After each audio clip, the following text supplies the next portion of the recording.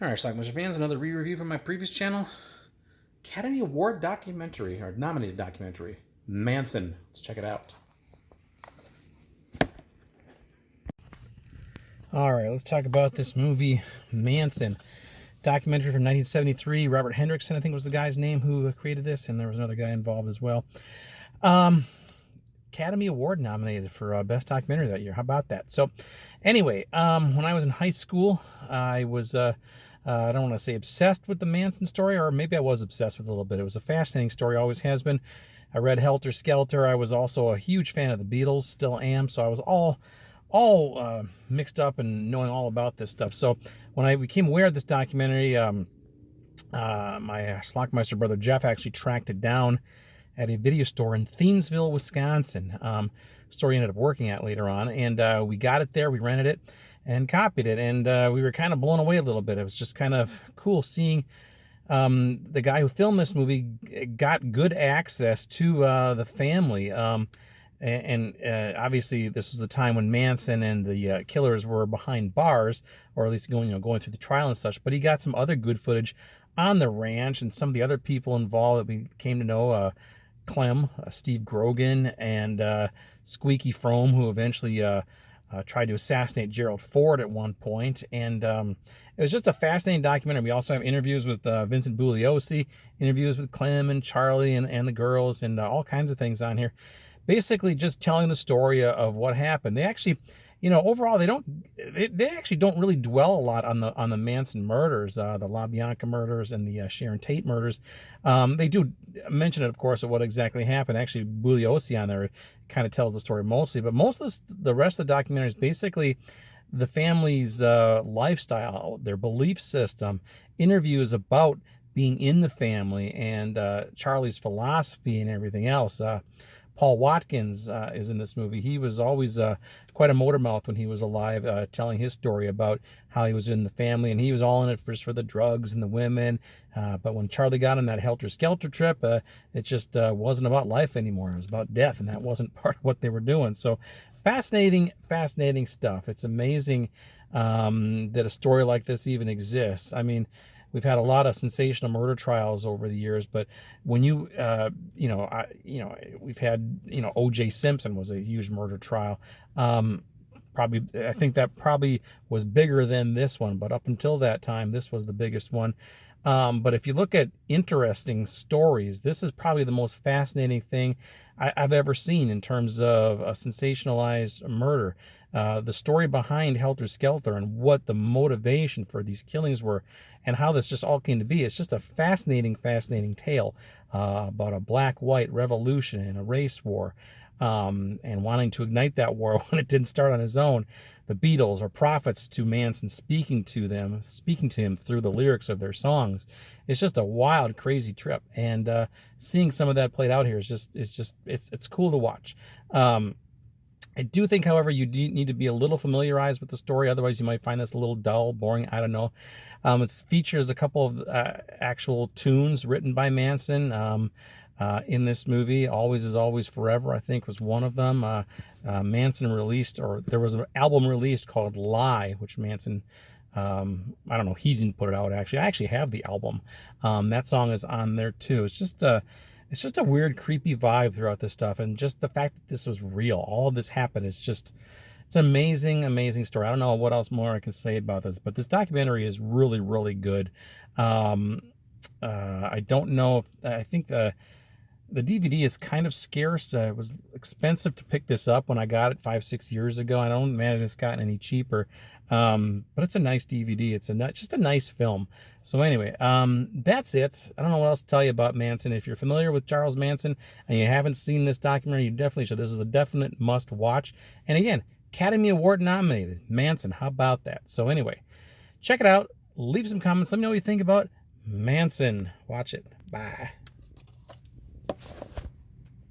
Whatever is necessary to do, you do it.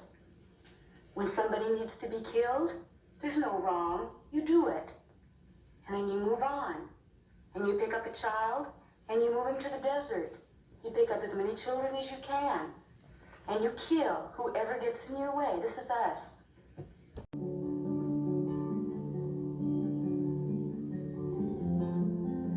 agreed that this case received Vincent more publicity Bugliosi, than any other trial prosecutor in the in Manson American murders. history.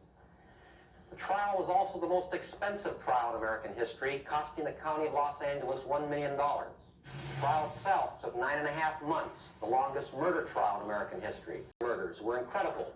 There was a total of 169 stab wounds, 7 gunshot wounds. Susan Atkins, alias Sadie. Her glee club remembers her as a shy, sensitive girl. The killers printed the word pig in Sharon Tate's blood on the outside of the front door of the Tate residence, and the words Helter Skelter in Lino LaBianca's blood on the refrigerator door. They also printed the words Death to Pigs and Rise. Squeaky foam. You have to make love with it. You have to know it. You have to know every part of it. And to know you know it is to know it. In my opinion, no one could have done what Charles Manson did without having a very powerful personality. On November 12, 1934, an unwed teenager, Kathleen Maddox, gave birth to a premature baby at the county hospital in Cincinnati, Ohio. Father, unknown. Killed. Former member Paul The Watkins. hippie movement, when it started, was the most beautiful thing that I had ever seen.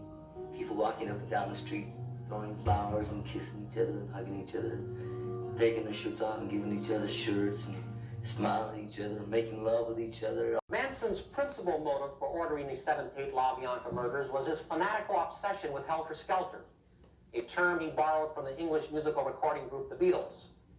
Manson was an avid follower of the Beatles and believed that they were prophets speaking to him through the lyrics of their songs. And everything that everything was for was always for fucking. On the nights of the Tate LaBianca massacres, Manson assigned new member Linda Kasabian to drive the killers because she had the only valid driver's license. Manson conned the blind 80-year-old George Spahn and settled his family at the Spahn Movie Ranch, once owned by silent screen star William S. Hart. Manson ordered the girls to get pregnant, and the guys obliged. These children were denied nothing. They smoked pot, dropped acid, and participated in the family orgies. I got real, panicked. Opened the door and I said, "Charlie," and he turned around and he looked just like the devil. And I said, "Man, we're in hell." And he says, "Yeah, ain't it groovy?" Ladies and gentlemen, because I, Ryan Howard, broke the Tate and LaBianca case and prevented no telling how many more murders, I've been shot at, assaulted, harassed, beaten, threatened. Charlie said the whole universe is one great big rock. Everything. He said it was everything. Sadie thought she was really pretty, but she had to destroy her looks to bring out the real beauty in her. Elizabeth Taylor. She was going to poke out her eyes and take a knife and get it real red hot and put it on the side of her face and burn her. All in, no ego. They sang together, loved together, and killed together. Togetherness. Why Shorty Shay's decapitation was a family project. Some tortured, some butchered, and some... I've been laying up here paying for your sins for 2,000 years. Yeah, they is God. And that's why they're hanging them. That's why they're killing them. No, we've seen miracles. We know that anything's possible. Because he's a spark. He's a light. You've seen him do, what people call supernatural things. We saw him bring a bird back to life. Lynn Frome, alias Squeaky, a typical suburbia USA child raised on kites, roller skates, and dancing lessons. She majored in psychology and aspired to be a social worker. She was the second girl Charlie collected, and his favorite. Squeaky says, every girl should have a daddy, just like Charlie. He just got completely entrenched in his world. And looking at that, it's really beautiful that we're so free and alive now. Found his The guy who got beat up Once Upon a Time in Hollywood by Brad Pitt. Steve Grogan. time and we saw the little animals in the desert, and we'd see, like, the hunters come up in their jeeps, you know, and they'd be all drunk and stuff. Their awareness level would be about this high.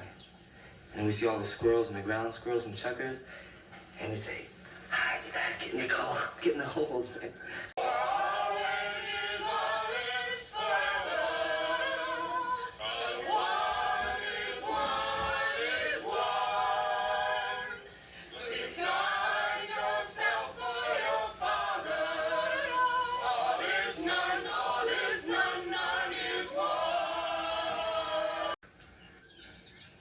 Clem played the idiot so well that Superior Judge James Coates reduced his sentence to life imprisonment, stating, "It's clear Grogan functions barely above the animal level.